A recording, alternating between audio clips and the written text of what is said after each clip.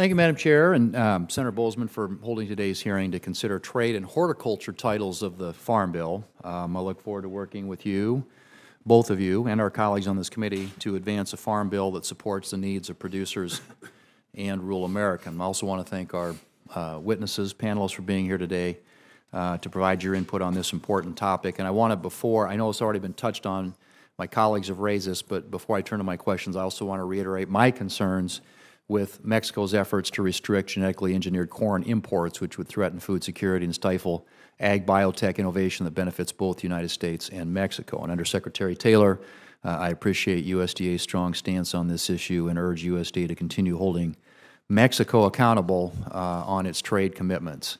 Under Secretary Taylor, as I've previously mentioned to you, I'm concerned about this administration's lack of attention to expanding market access for U.S. agricultural products. I hope you and your and USTR Ag Chief and Chief Negotiator McKillop's recent confirmations are a turning point for this administration when it comes to ag trade. In your new role, what are some specific new ideas, and in addition to maintaining existing access to corn exports to Mexico, what are your ideas on new market access opportunities for U.S. farmers and ranchers? And is the administration considering market access opportunities in Africa? And then finally, are you advocating for reauthorization of Trade Promotion Authority? Senator, thank you for those questions. So I think first and foremost, one of the areas that is a priority for me coming into this role is looking at market diversification. Obviously, the People's Republic of China is our largest single agricultural market, but we all saw what an over-reliance on any single market can mean. So looking to help our agricultural exporters, our farmers and ranchers, identify new markets is really critical. I look to a couple different regions of the world first. I think South Asia is a really exciting opportunity. I think about countries like Vietnam, when they have some of the highest macroeconomic growth projected in Asia.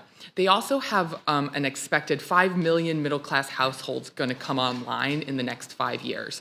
So we have an opportunity today and early on to create consumers, lifelong consumers. Their population is also relatively young, so lifelong consumers of American agricultural products. I think there's a lot of potential and exciting opportunity there. One that while the Indo-Pacific Economic Framework is still getting underdeveloped in exactly what the outcomes might be for U.S. agriculture, but I am hopeful that we will see successful access there, addressing SPS and non-tariff barriers to knock down some trade hurdles that we currently experience.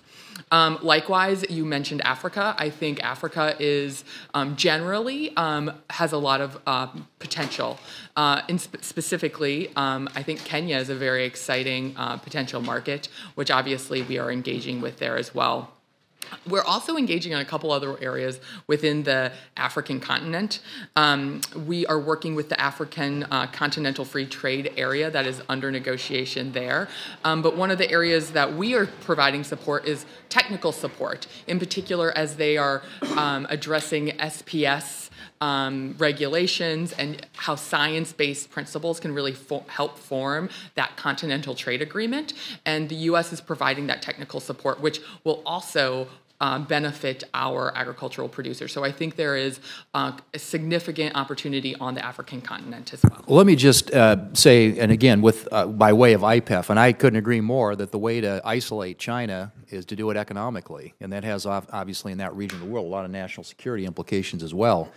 And it just seems like IPEF didn't address the issue of market access, which is what our agricultural producers in South Dakota are looking for.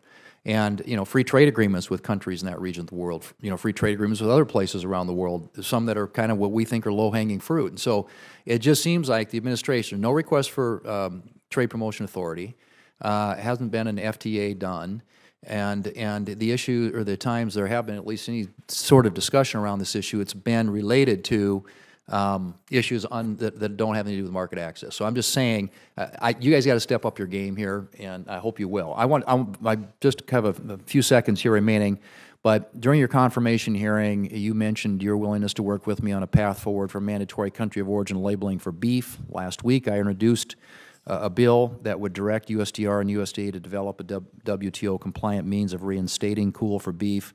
My question is, will you provide technical assistance on the legislation? And what actions will you take to coordinate with USTR on a path forward for mandatory cool for beef? Senator Thune, we would welcome the opportunity to provide technical assistance on that bill and work with you and Congress on implementation with our colleagues at USTR should it pass. Okay, thank you. Thank you, Madam Chair. Absolutely. Thank you.